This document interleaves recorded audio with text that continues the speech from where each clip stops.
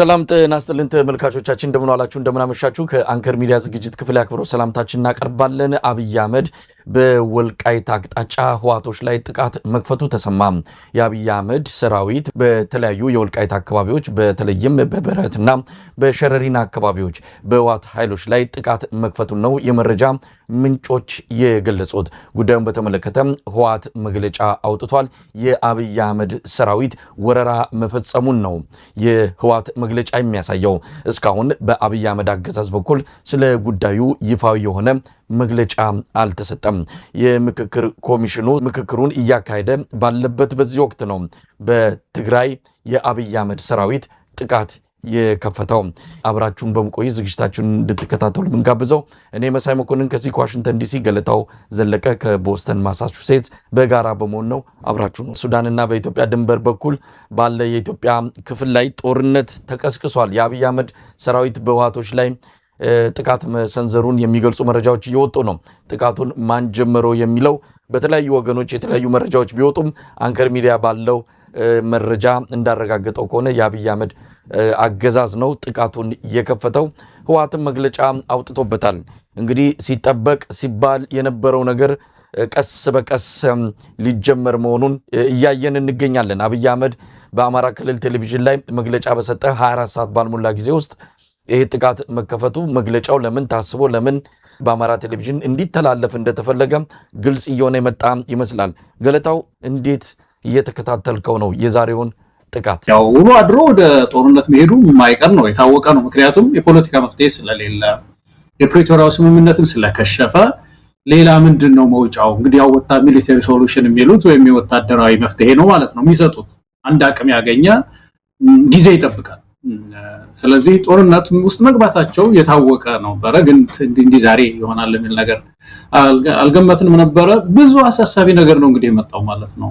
ገለታው እንግዲህ ምናልባት ነገሮች ረፍደዋል። ከዚህ በኋላ አንዳቸው ኃይል ከስልጣን ወይም ደግሞ ከያዙት ወንበር ካለቀቁ በስተቀር ሌላ ዳግም ፕሪቶሪያ ይመጣል ተብሎ የሚታሰብ አይደለም። እምነት ተሸርሽሯል። ብዙ ተስፋዎች መክነው ቀርተዋል። አብይ አህመድ ከዚህ አንጻር በዋና ተጠያቂነት ሊወቀስ የሚገባው ግለሰብ ነው። ይህንንም ጦርነት የጀመረው እሱ እንደሆነ በብዙ ማስረጃዎች ማረጋገጥ ተችሏል። አዲስ አበባ ላይ ምክክር ብሎ ቢያንስ እንኳን ይህ ምክክር እስኪያበቃ ድረስ መታገስ ሲገባው ያንንም ማድረግ ሳይችል በአማራ ክልል መጠነ ሰፊ ጥቃት እየፈጸመ ነው ያለው። የአብይ አህመድ ጀነራሎች በየዕለቱ ነው የጦርነት ነጋሪት የሚጎስሙት። ትግራይ ላይ ደግሞ እንግዲህ ሲዘጋጁበት የነበረውን በተለያዩ አቅጣጫዎች ከበባ አድርገዋል፣ ሰራዊታቸውን አስጠግተዋል።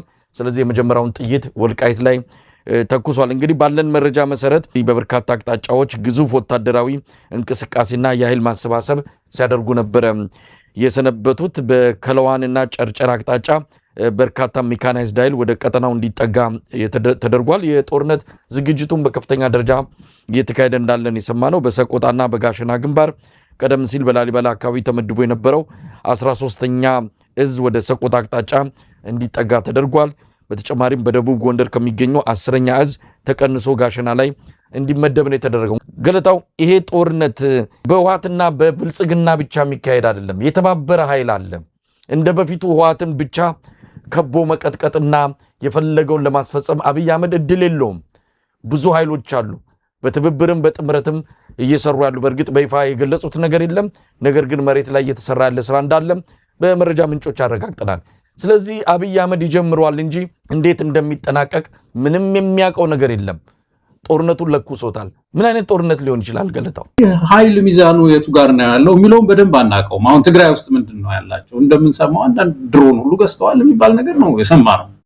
ድሮን ሁሉ ይሄ ምንድነው የሚያመጣው? እንግዲህ ጦርነቱ ሲካሄድ በተለይ ድሮን እነሱም የሚልኩ ከሆነ የፌደራል መንግስቱም ብዙ ድሮን አለው የሚልክ ከሆነ ማን ነው ይደበድቡት? በዛ ድሮን በጣም ሜካናይዝድ ነው እንቅስቃሴው የዛሬው የተሰማው። ከፍተኛ የሆኑ ታንኮች፣ ከፍተኛ የሆኑ መሳሪያዎች፣ ወታደራዊ ካሚዮኖች፣ እነዚህ ትላልቅ መድፎች የተሰለፉበት ውጊያ ነው ሁለቱም አቅጣጫ ያለው። ገለታው የዛሬው ጦርነት መነሻው አብይ አህመድ የተሳሳተ ስሌት ውስጥ ገብቶ ያመጣው ነው። የወልቃይትን ካርድ ኪሱ አስቀምጧል። አንድ ቀን ጥላት አለው ብሎ ወልቃይትን በተመለከተ የአማራ ፋኖ አቋም አለው። የአማራ ፋኖ የወልቃይትና የራያ ጉዳይ የትግል ማዕከል ነው፣ የትግሉ የስበት ማዕከል ነው ብሎ ነው። ትግሉም ሲጀመር ወልቃይት ብረሳሽ ቀኝ ትርሳኝ ብሎ የተጀመረ ትግል ነው። ነገር ግን አጠቃላይ የኢትዮጵያ ሁኔታ ወልቃይትና ራያም ብቻ አይደለም። የአማራ ህዝብ እኮ አትኑር የተባለው አዲስ አበባ መሃል ነው። አትኑር የተባለው በተለያየ የኢትዮጵያ አካባቢ ነው። እዛ መኖር ያቃተውን አማራን ስለሱ መብት አያገባኝም ብለው ወልቃይትና ራያ ላይ ብቻ የአማራ ህዝብ ትኩረት እንዲያደርግ ከዛ ውጭ ምንም ጥያቄ እንደሌለው ለዚያ አሁንም እንዲሞት አብይ አህመድ ከፍተኛ ቅስቀሳ ሲያደርግ ነበር የሰነበተው።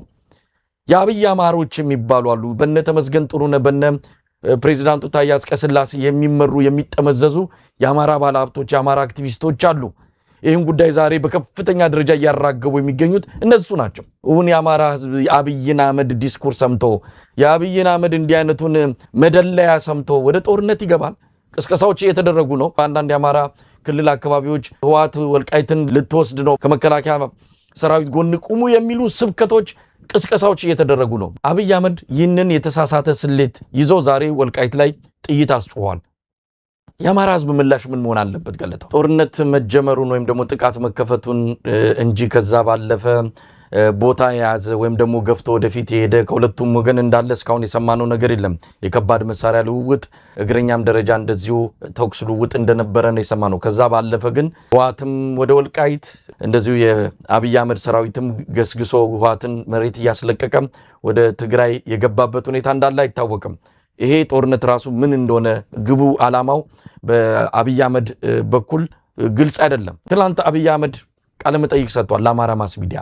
ለምን ያን ቃለ መጠይቅ ሰጠ የሚለው ዛሬ መልሱን አግኝቷል።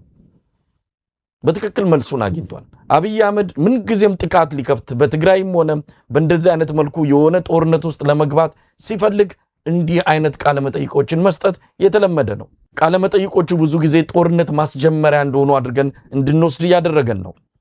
አሁንም ይህን ባደረገ በ24 ሰዓት ውስጥ ነው በወልቃይት አካባቢ ጦርነት ሊከፍት የቻለው።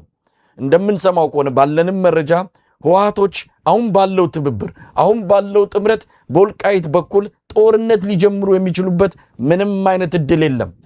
የአማራ ህዝብ የደረሰበትን መከራና ግፍ ከወልቃይትና ራያ አንጻር የከፈለውን ዋጋ እያወቁ በዚህን ጊዜ ላይ ለብልጽግና ፖለቲካ ድል የሚያስገኝ እንዲህ አይነት እርምጃ ህወሓቶች በወልቃይት በኩል አይጀምሩ። ይህን እንዲሁ ዝም ብለን ብልጽግናን ስለምንቃወም የምንናገረው ሳይሆን ፖለቲካውን በማንበብ ትልቁን ስዕል በማየት የምንደርስበት ድምዳሜ ነው። ከዚህ አንጻርም በሁሉም ወገኖች ለአብይ አህመድ ባለመመቸት ለአብይ አህመድ እንደዚህ አይነት ቁማር እድል ባለመስጠት የሁለቱን ህዝቦች አንድነት ማረጋገጥ መቻል አለባቸው። እንዲህ አይነቱ እድል በጦርነት ጊዜ በእንደዚህ አይነት ክፉ ጊዜ አንድነታቸውን አስመስክረው መውጣት ያለባቸው እንደሆነ ይታመናል። የአብይ አህመድን መርዛማ አካሄድ ማርከሻውም ይሄ ብቻ ነው። ከዚህ አንጻር ምን ማለት ትችላለህ ገለታው? መሳይ እንግዲህ ምንድነው ተለቅ ያለውን ፒክቸር ትልቁን ስዕል ሙሉውን ስዕል ኢትዮጵያውያን በአጠቃላይ በተለይ እነዚህ ጦርነት ውስጥ እንዲገቡ የሚፈለጉ አማራና ትግራይ ማሰብ ይገባናል። ማለት ትላንቱ የአብይ አህመድ ቃለ መጠይቅ እንምጣ። እንግዲህ ቃለ መጠይቁን በጠቅላላ እንዴት አየው? እንደው ከአጠቃላይ ቃለ መጠይቁ አውድ ለምንስ በአማራ ክልል ቴሌቪዥን ጣቢያ ላይ ለምን ማድረግ ፈለገ የሚለውን ጨምሮ አጠቃላይ የቃለ መጠይቁን አውድ እንመልከተውና በአንዳንድ ጉዳዮች ላይ በተለየ መልኩ አስተያየት እንሰጥበታለን። በጣም ቅኔ ነው የሚሆንብን። እችን ቃል ሲያመጣ የራሱ ቅኔ ነው ማለት ነው የሚናገረው። እንግዲህ ኢትዮጵያ መከረች ሲሉ ሁሉ ቅኔ ነው ለካ የሚናገሩት። መጠይቁ ውሸት፣ ሐሜትና ፍርሃት በአንድ ላይ አብይ አህመድ ላይ ሰፍረው የታዩበት ነው ማለት እንችላለን። የአማራ ህዝብ ሆ ብሎ ተነስቷል፣ በአንድ ድምፅ ተነስቷል። ያንን ህዝብ መከፋፈል አለበት። ለዚህ ደግሞ የአማራን ህዝብ ህልውና ትግል አረጋግጣለሁ ብሎ ጫካ የገባው ፋኖ ነው። ፋኖን እንዴት ሲያራክስ እንደነበረ 3 ክላሽ ይዘው እያለ በጣም ፋኖን ሲያናንቅ እንዳልነበረ የተበታተነ ኃይል ነው። ለድርድር እንኳን ብንል ከየትኛው ጋር እንደራደር ብሎ በዛ መልኩ ፋኖን ሲያራክስ እንዳልነበረ አሁን እንደ አንድ ተቋም አይቶት በትግራይ በኩል ያለው ጥያቄ ፌደራል መንግስት ስርዓት ውስጥ በትግራይ ክልል ይተዳደር ነበር። በጦርነቱ ምክንያት ነው ያንን ቦታ ያጣ ነው። አሁን ደግሞ ለአማራ ህዝብ ህልውና እንታገላለን የሚሉ ኃይሎች ሁሉ ውሰዱት፣ አብረናችሁ እንዋጋለን፣ ይገባችኋል እያሉን ነው። እየከለከለን ያለው የፌዴራል መንግስት ነው። የፌዴራል መንግስት ከዚህ ጉዳይ ራሱን ቢያወጣ እኛ በማንኛውም መንገድ በኃይልም ይሁን በሰላም ቦታችንን እናስመልሳለን።